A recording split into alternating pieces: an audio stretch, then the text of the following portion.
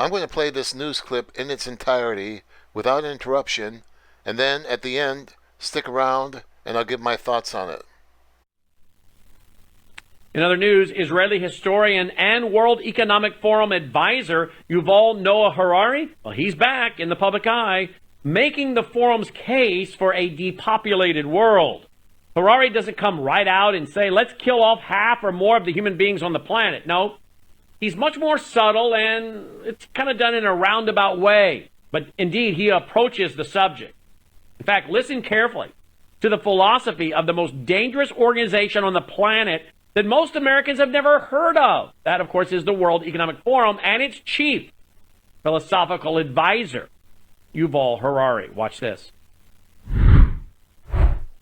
In the book, if I understand it correctly, you argue that actually the amazing breakthrough that we are experiencing right now not only will potentially make our life better, but they will create, and I quote you, new classes and new class struggles, just as the Industrial Revolution did. Can you elaborate for us?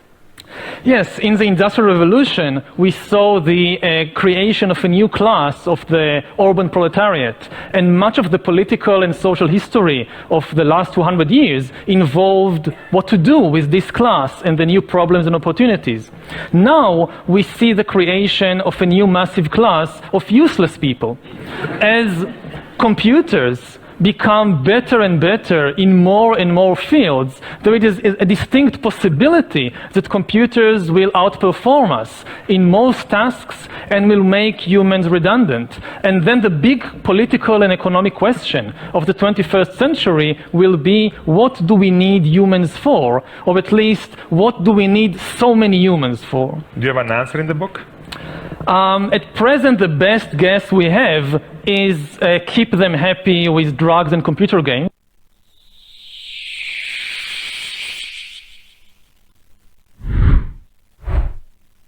Well, there you have it. A clear hatred for the human race. Perhaps someone should remind Mr. Harari that he is also a human and he is in desperate need of a more human worldview instead of a technocratic pragmatism.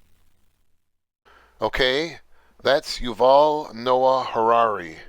Now, I don't know if this guy was bullied in school or what, but he does seem to have some kind of an anti-human mentality. He's known for making a number of very provocative or even inflammatory statements about the imminent obsolescence of humans. Sometimes he says it with a smile on his face, as if he's pleased about it.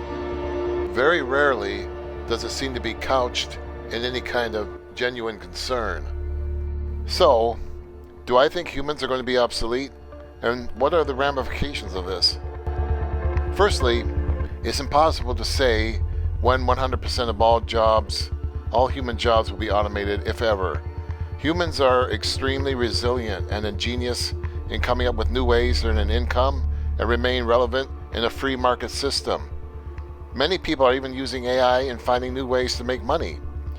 But for the sake of argument, though, let's say that someday all jobs are 100% automated.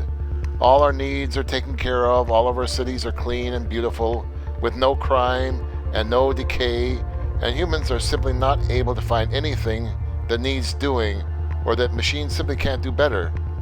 What then? How will humans stay relevant? Now, some people think the answer will be universal basic income. The idea is that the government will give all these useless eaters, humans, enough money to live on, and the problem will be solved. Frankly, I don't think most people are thinking this out very carefully.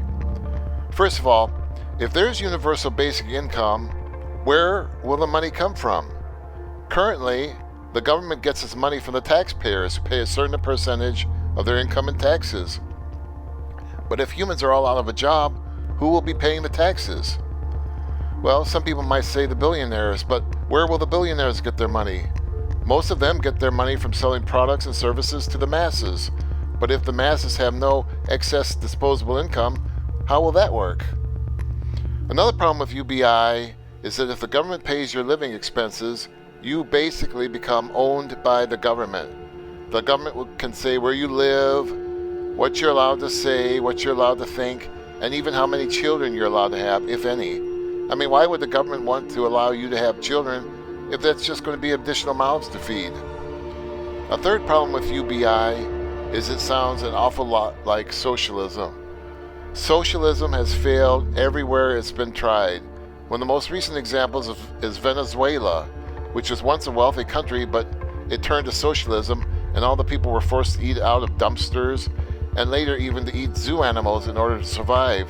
After that, they no doubt turned to cannibalism. After all, what do you do when there are no more zoo animals left?